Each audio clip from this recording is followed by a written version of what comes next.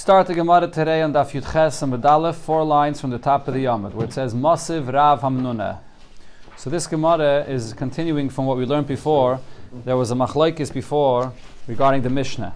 The Mishnah says, a person says, Hareni Nazir Meichel, Hareni Nazir Meichel. So he's making a Naziris once and then a second Naziris. So according to Rav Huna, when it says in the Mishnah that both Naziris will take effect, that's only if he said Hareni Nazir Hayom and Hareni Nazir Lamachar. Because the second Naziris, he added a day to his Naziris, so therefore there's place for the second Naziris to take effect. Once it takes effect, he's going to have to keep another 30 days. What if the person said Hareni Nazir Hayom twice? So then the second Naziris does not take effect, because the second Naziris is on the first time of the Naziris that already took effect, so the second Naziris will not take effect. That's Rav Huna's Shitta.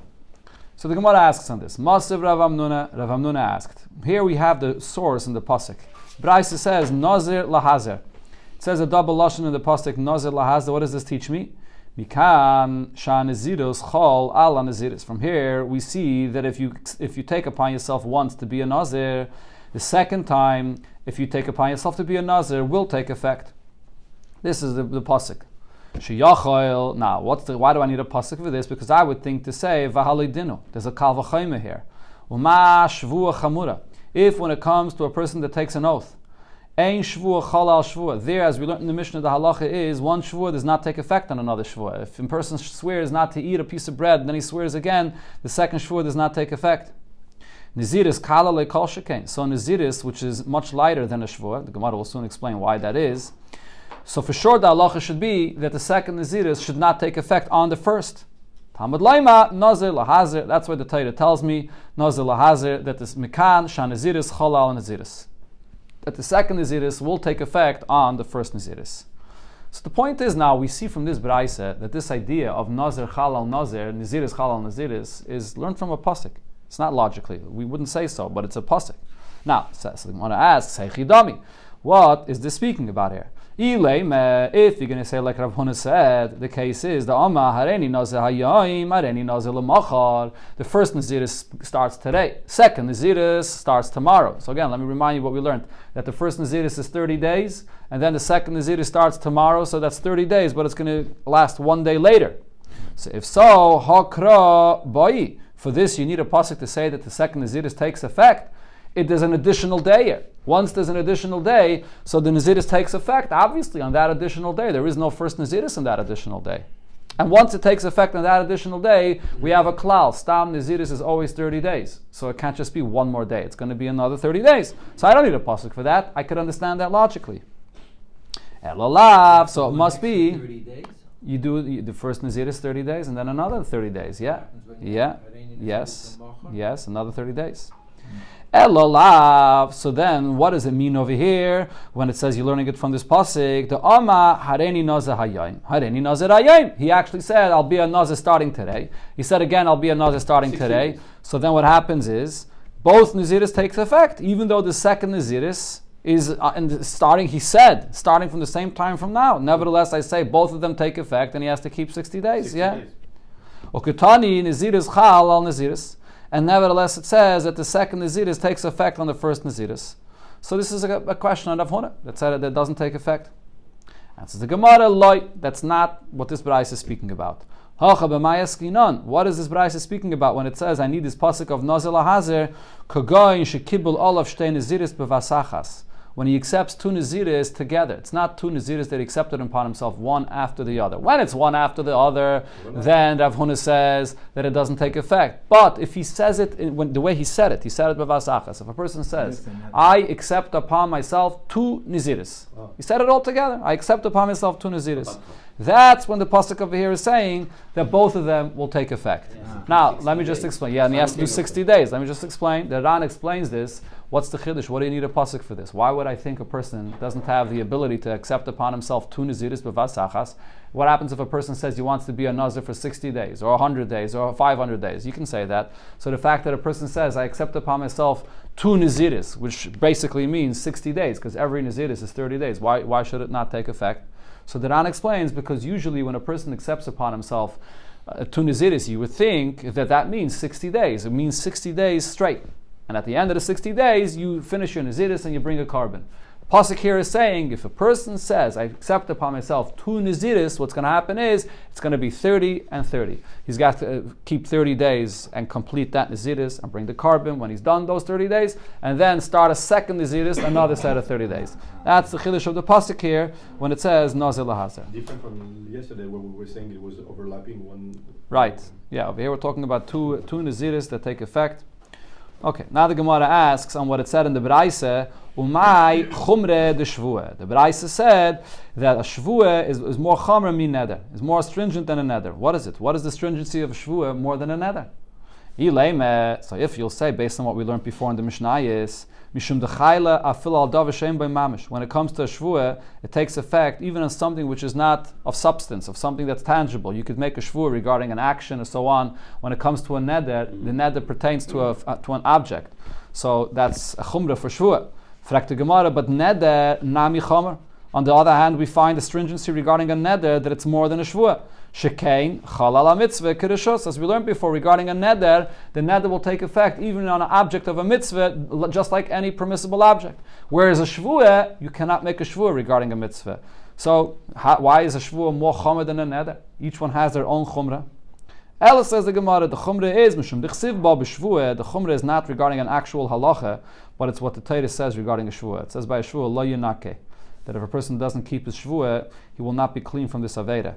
That term lo yanake, very strong expression in the Torah, does not say regarding a neder, only regarding shvua. Going back to what it said in the Mishnah, shvua shalei eichel, a person makes a shvua, and then he says again a second shvua that I will not eat this, va'achal, and he went and ate that, ein chayev v'la'achas. He'll only be chayev once, the second shvua does not take effect. Amar Rave, so on this Rave said, Im nishal al rishayna, if the person went and undid the first neder, he was shoyal. He asked for to undo the first neder. What happens? Shniya chalalov. Now the second shvua that he said will take effect. How do we know this? What's the source of this? Mimai mideloi ketani, because the Mishnah does not say einoi ela achas. The Mishnah doesn't say when the person made one shvua, then a second shvua, you only have one shvua here, and the second shvua is nothing. The words that he said are meaningless. That's not what it said. But rather, ketani, the Mishnah says eina chayev ela achas, that the second shvua he will not be obligated for that. He's not liable for that. What that means is, Rafchu de Leslie. There's no space for the second shvua, the isser of the second shvua, to take effect. But ki mitchel al chaverta. But when he's shoyal, when he undoes the first shvua, so now chayla, the second shvua will take effect. Alright, so the chiddush over here, as the Mefarshim explain, what the Gemara is saying is that when you undo the first shvua, it undoes it retroactively. So because it undoes it retroactively, so now it comes out that the second shvua that you made before, while the first shvua was still effect, will have a place where it could be chal. It will be chal retroactively. If you're going to say that the first shvua that you were shoyal on only is removed from here going forward, so then it comes out the first shvua was there, and it didn't allow the second shvua b'chalal to take effect. The fact that you're undoing it now is not going to help anything. But if it undoes it retroactively, so then what happens is the words of the first shvua that you said before will take effect. Lishna achrene, there was a different version the way this halacha was presented, but it's the same halacha. Chiyuvehu deleke. That was said on the Mishnah that there's no chiyuv if you make a second shvua. But the first shvua is here, but it just has no place where to take effect. So what does that mean? If the first shvua is here, but there's no chiyuv for it because you already have the first shvua, so lamai hilchasa, what relevance is there to this? Look at that Rava, and this is like what Rava said. The Omar Rava said, Nishal al rishayna also lishniya. If the person is shoyal, if he undoes the first neder, so now the second neder takes effect. Also lishniya tachtah, the second shvua that is, will take effect in its place. The whole chiluk is if it says the word chayev? Yeah, it doesn't say in the Mishnah the word chayev. It says it says chayev. Yeah, no, so that's the diuk. Because it says that he's not chayev ela achas, so that shows that the first shvu is here. Elamai, now he can't be chayev for it. But if the first shvu is not here anymore, so then he will be chayev for it. That's the diuk of the Gemara. Okay, the Gemara now says, shall we say that we can prove what Rava said here from the following Braisa, which was quoted before here in the Gemara? So the Braisa says regarding a neder or nazirus. Mi shenada shtei naziris. A person that makes a neder, he accepts upon himself 2 naziris. Umana sarishayna. So he counted the first days of his naziris. V'hifrish carbon, and he already accepted a carbon for the first naziris. V'nishal allow, but then he undid the first naziris. What happens now? Also leishniya, but ishayna. So the second naziris will be fulfilled by the days of his first naziris. So what's the Gemara's raya? So as the Ran explains, that this is going according to Rav Huna, that said that if a person accepts upon himself the first naziris and he says Areni Nazir Ayayim, then he accepts upon himself a second naziris and he says again Areni Nazir Ayayim, the second naziris does not take effect because it's both starting today, so it doesn't take effect. Here it does. But what does the Braisa here say? Even though the second naziris can't take effect while the first naziris is in effect, but if you undid the first naziris, then the second naziris will take the place of the first naziris. So I see the point that Rav says. You could say the same thing regarding a shvuah, that when you make 2 shvuahs and the second shvuah cannot take effect because of the first shvuah, but if the first shvuah is undone, now the second shvuah takes the place of the first shvuah. It does take effect. So this proves what Rav said. So the Gemara says, and this is something that it already said before in the Gemara, that no, this Braisa is speaking about another case. This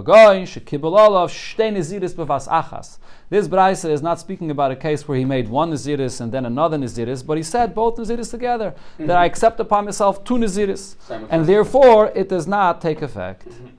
Again, so therefore it does take effect, and therefore the second naziris will take the place of the first naziris. Both of them took effect. Elamai, until he did not undo the first naziris, he would have to keep 1 naziris, and he would have to keep a second naziris, but now that he undid the second naziris, the first naziris that is, so the second naziris will be in the place of the first naziris. Okay, let's continue. Zog the Heilige Mishnah. Daf, the next Amud. Got it? Stam Nedarim lahachmer. Stam, when a person says a neder. And the language that he uses in the neder could go 2 ways. It could either be interpreted as something which is a neder, and it's aser, or something which is not a neder, and it's mutter. So the halacha by a neder is that the stam neder, we will take the stringent interpretation of his neder. Upirusham, but in a case where the person himself spells out what he meant, if he comes and tells us, regarding this language that I said, I meant to say I didn't mean to say a neder. So then lahakol. So then we listen to him and we follow to what he says, and we will be lenient about this. Okay, the Mishnah will give a bunch of examples for this, but before I go into the examples, what's the svar of what the Mishnah is saying here? Why should this be so? Why a stam nedarim lahachmer? So some say the reason is because this is a general rule regarding everything in Torah. Anytime there's any suffix regarding any subject, any isser in Torah, we always have to be stringent. So on that, there is no different. We have to be machmer. That's what some say. Others say, though, it says it here clearly in the Taisvis, or it says that this that you go lahachmer regarding a neder is not only based on the idea of suffix deraisa lahachmer. It's because there's a svara to say, if a person is making a neder, why would he say this if he wouldn't intend to make a neder? Otherwise his words are dvarim b'telim, he's speaking for nothing. So if a person says something and you're not sure if the words he's saying is a neder or not a neder, it's logical to say that he probably meant to say a neder. So therefore we would go lahachmer. Well, pirushim lahakol. Now what does pirushim lahakol mean? Even though we have a strong svara to say that he meant to say a isser, but nevertheless, if he himself comes and tells us that I didn't mean a neder, we believe him. This is based on the general rule that we find regarding Yisurim. Eid Echad is believed regarding any Isser to say that this object is not Asr. So he's an Eid Echad and he's coming and saying that this that I said regarding this object that it should be Asr it's not Asr. I never meant to say that, and we trust what he says. So the Mishnah brings a bunch of examples for this. Keitzad, what's the case here? Regarding Stam Nedarim Lahachmer. In the next Mishnah, it'll explain the case of Pirusham. But what's the case of Stam Nedarim Lahachmer? Oma harei alai kebasam aliyach. Person says, this should be asr upon me like a basam aliyach, like a salted meat, or kiyayin nesach, like the wine that's poured. Now, im b'shal shlomim, or actually most Rishonim are going to say im b'shal shamayim. Im b'shal shamayim nodar, if he clearly spelled out and said, like the basar that's salted and brought in the mizbeach, as the halacha is, with the pasuk says, right, that you have to salt, kol kabancha takim melach timlach. So if he says that clearly, so then asr. So then it's clear that it's referring to the basar and the mizbech. So it's asr. But if he says, what's basar maliyach? Basar maliyach that's being brought for avodah zarah.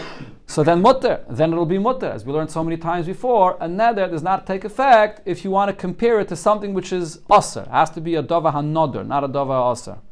Now ve'im stam, but if you just say stam, basam aliyach, or yayin nesach, so we don't know which one of these it is. Over here we say aser.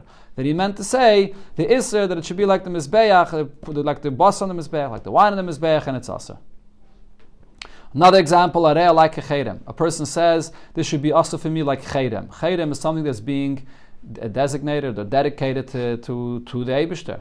Now, but there's two kinds of chedems though. Im ki chedem shel shamayim. If he clearly says that it's chedem shel shamayim, which means that it becomes hektish. Chedem is, it belongs to the Beis HaMikdash, to the Bedek HaBayis. So then, aser. This becomes aser.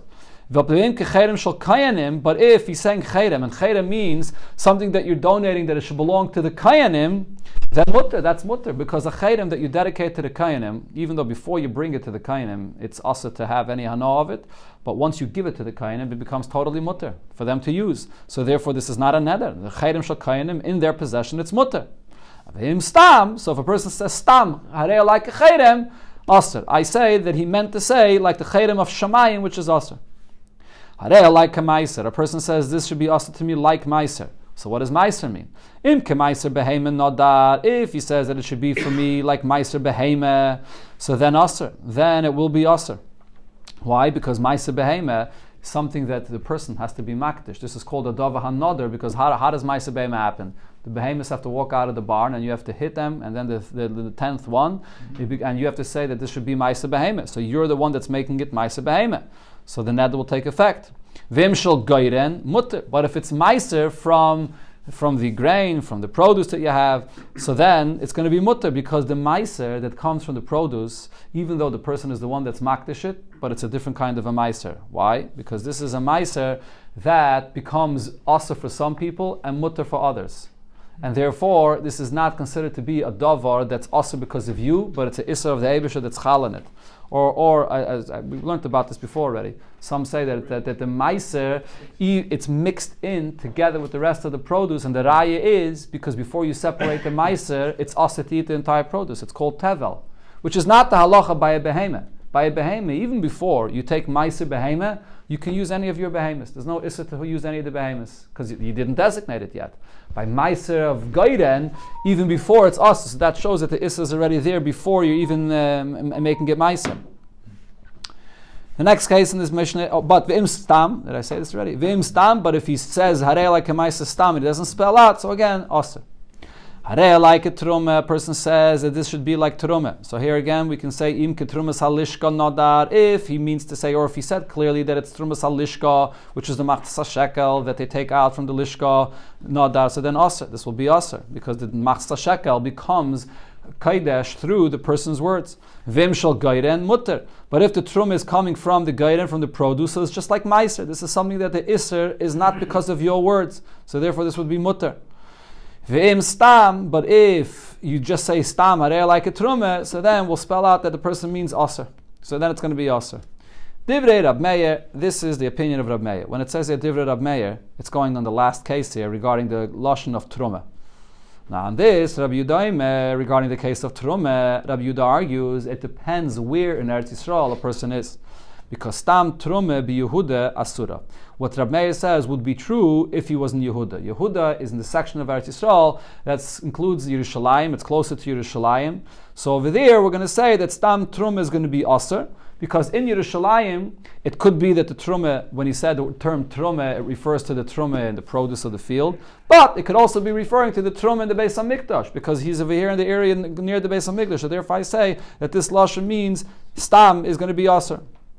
But the galil muteres. But if a person says stam, that this object should be like truma, and he's in the gal, which is in the north, much further away from the Beis HaMikdash, over here the stam lashon that he says is not gonna.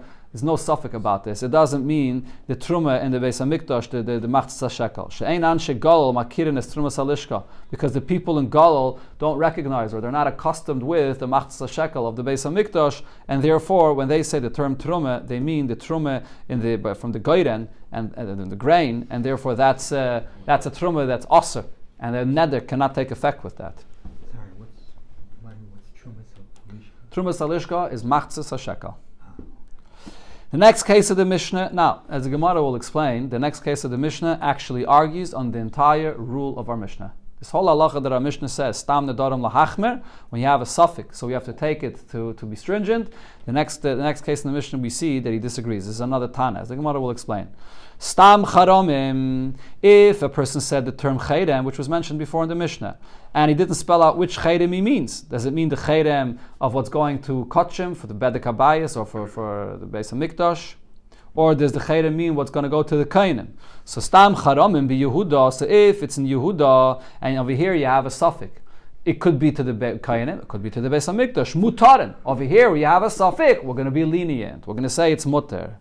Begalil, however, when it comes to Galil in the north, and over there a person uses the term something should be cherem, and he doesn't spell out what it means, over there asurin. Over there it's going to be asur, because in Galil there's no suffix what he meant. She'ein anshe Galil makirin es chermei kainim. The people in Galil do not have friends that are kainim, that are working the Beis HaMikdash. Over there, when they say the term cherem, they mean to be makdash something to the Beis HaMikdash. So over there's no suffix about this. It's clear that he meant the Beis HaMikdash. So like I said, the last case over here in the Mishnah, you see that he holds that a stam lashon of a neder is going to be lahakol, not lahachmer. The Gemara will explain that this is another Tana. Talk to Gemara vatnan. There's a question on what it says in our Mishnah. There's another Mishnah that says safik naziris lahakol. If a person is saying a lashon to be a nazir, but there's a suffix. There's a suffix if the naziris took effect. Right, so for example, a person says that I should be a nazir if this person that comes across me is a nazir.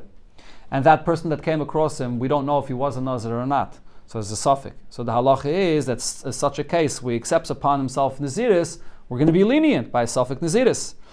And so the Gemara over here is comparing it to what it says in our Mishnah. When you say stam nedarim, where it's not clear whether this lashon of a neder meant lahachmer or lahakol. So just like by a suffix naziris, I say that Mishnah says you're lenient. So that includes also a stam lashon of a naziris or a stam lashon of a neder. You should also be lenient. And in our Mishnah it says lahachmer. Rab Zeire says lo kasha. It's not a contradiction. It's two different Tanaim, sorry. Ha Rabbi Eliezer. One is the opinion of Rabbi Eliezer or Rabbi Lazar. And Vaha Rabbanan, and the other one is the opinion of the Rabbanan. Where do we see this machlekes about this? The Tanya we learned in the Braisa. Hamaktish chayasai ubehemtai. A person that says that he's being maktish his chayis, which is wild beasts, and behemtai is domesticated animals.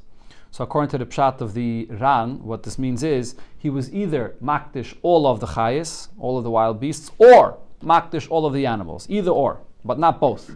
So now, what's the question over here is, there's one kind of an animal which is a suffix, whether it falls into the category of a chaya or of a behema. Is it a wild beast or a domesticated animal? What's that? A koi. So hikdish es a koi. This koi, not try to translate it in English. I don't think they give it an English translation over here, right? So this koi, a buffalo. Okay, could be. I don't know. A wild ram. A wild Ram. A wild ram. Okay, so this kai, the hektish takes effect on this kai. Rabbi Eliezer says, lo yiktish as a kai. The hektish will not take effect on the kai. So like I said, this kai is the suffix if it's a chayas, suffix if it's a behemoth, and he was maktish all chayas, or he was maktish all behemoths. So it's a suffix if that includes the kai. So here we see a machlokes between Rabbi Eliezer and the Chachamim whether it includes this kai or not. In other words, when what's really their machlokes about? Their machlokes is when the person makes the neder and there is something that's a suffix, whether it's included in his words, what's the person's kavanah? Did he mean to include even something which is a suffix, or did he not mean to include something which is a suffix based on his words? That's what the machlokes is. Okay, that's a good question, but that's a question. Why do we say over here that you makel? Okay. But this is, I'm telling you the pshat of the Ran, but the Taisus has a different pshat on there in the Gemara, that when it says hamaktish chayasei behemtai, he actually was maktish both. He was maktish his chaya and all his chayas, all his behemoths. So what's the suffix regarding the kai? Because the kai is a suffix if it's a chaya or a behemoth. So the question is, this language that he said, chaya behema. Maybe chaya behema means avadei chaya and avadei behema, if I can determine what it is. But a kai, which is a suffix what it is, it's not included in the lashon chaya and behema, because it's not chaya, it's not behema. We don't know what it is. Okay, so at a different shot, but there's a similar point we see over this machlokes that there's a suffix what the person meant in what he was saying, whether what he meant to say or what the lashon includes, and there's a machlokes here between Rabbi Eliezer and the Chachamim. So now the Gemara explains that this the same machlokes that applies regarding this kai applies over here regarding the Mishnah when we have a suffix in the neder that he said. So now the opinion that says over here that the person's money enters into the suffix as well, right? So this was the opinion of the Chachamim, that when a person says a neder, so even something which is a suffix, he meant to include in his neder, and therefore it'll be asa. So even that koi, which is a suffix, will be included in his neder. Gufei nami mail. So definitely regarding something that he's making asr on himself, and as a suffix, if he meant to include that as well, for sure I'm going to say that his guf is included in the neder, and it'll be asr. Umanda Omar mimaynoi. But the one that says that the money that he said regarding the money, meaning regarding a koi that he owns, that's his, right? That's the money, meaning he owns this koi. And over here I say that because he said a lashon of a neder, and if it's not clear if he meant to include this koi or not. So loy it's not included l'sfeike in the suffix, and it's not going to be aser. Gufei kolshkin loy l'sfeike. So definitely regarding a neder which he's making aser on himself, which is something much more severe regarding making something aser, for sure I'm going to say that it's not included in the neder, and therefore will not be aser, and therefore it's going to be l'kula. So from the Gemara over here, what you can see is the reason why you don't say sveka da'iraisa l'chumra over here is because we say b'derech vadai. We say for sure the person did not mean to include this. If it's something which is a suffix, if it's something that's not clear, the person was stam talking. He didn't mean to include it, and we know for sure it's not involved, it's not a neder, and therefore it does not take effect. Yeah, with the